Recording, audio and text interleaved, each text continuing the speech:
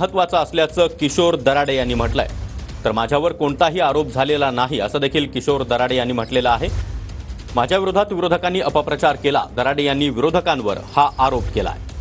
तर नाशिक शिक्षक मतदारसंघातील उमेदवार आहेत किशोर दराडे, विद्यमान आमदार देखील आहेत आणि त्यांनी आता ही प्रतिक्रिया दिली आहे। शिक्षक विभाग मतदारसंघासाठी आज मतदानाची प्रक्रिया जी आहे ती आज पार पडत आहे आणि या संदर्भात बोलण्यासाठी आपल्यासोबत नाशिक शिक्षक विभाग मतदारसंघाचे महायुतीचे उमेदवार किशोर दराडे आपल्यासोबत आहेत। साहेब, काय सांगाल, आज मतदानाचा दिवस आहे, आज मतदान प्रक्रिया जी ती होणार आहे, आपले शिक्षक मतदार जे आहेत मतदार ते आज आपला मतदानाचा हक्क बजावणार आहेत, काय सांगाल? आजचा दिवस माझ्यासाठी फार महत्त्वाचा दिवस आहे।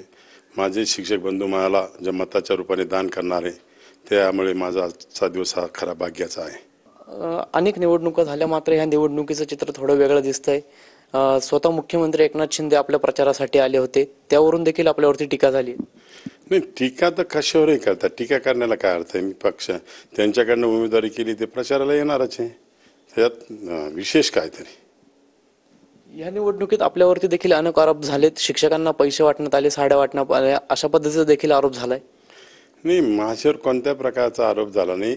समोरच्या उमेदवारांकडे कोणताही मुद्दा नाही, त्यांना काहीच करता येत नाही, म्हणून ते विनाकारण बदनामी करता, खोटे नाटे आरोप करता। आपण बघितलं, आपल्याच माध्यमातून बऱ्याच वेळेस बघितलंय, माझ्या विरोधात खोटा उमेदवार उभी केला किशोर दराडे या नावाचा, खोटे खोटे काही आरोप केले, पण याला कुठेही तथ्य नाही। कॅमेरा पर्सन प्रसाद पवारसह पवन येवले, TV9 मराठी, येवला, नाशिक।